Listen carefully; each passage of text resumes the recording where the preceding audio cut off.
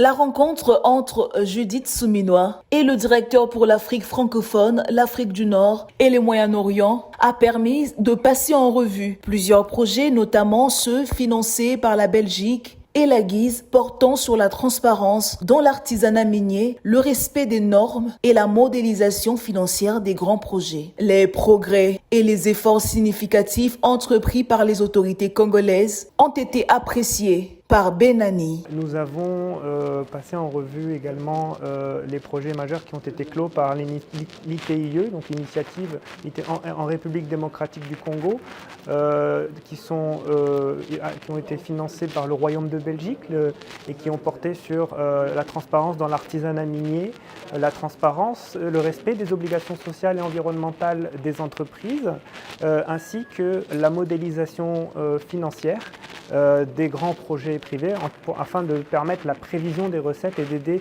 la République démocratique du Congo à tirer le maximum de ses revenus pour le bien de ses citoyens. Ces projets ont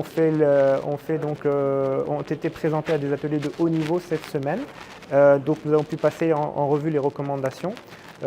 Également des projets de digitalisation avec le soutien de financiers de la GIZ, de digitalisation menée par différentes entités et l'initiative. Il a par ailleurs insisté sur l'impératif de traduire ces efforts de transparence en réformes concrètes et tangibles pour améliorer le climat des affaires et lutter contre la corruption. Il s'agit avant tout pour l'initiative de la transparence de permettre une progression continue à travers des actions correctives.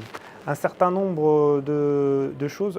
La République démocratique du Congo a quand même démontré un certain leadership sur des thématiques clés, comme je l'ai mentionné, comme l'artisanat minier ou la modélisation financière. Et à ce titre, je salue les efforts faits par l'ITIE RDC. Je pense qu'il est par contre essentiel que tous ces efforts de transparence se traduisent par des réformes dans la pratique. Cette rencontre s'inscrit dans la dynamique du gouvernement souminois d'ouvrir un dialogue soutenu avec des partenaires internationaux sur des enjeux fondamentaux pour le développement du pays.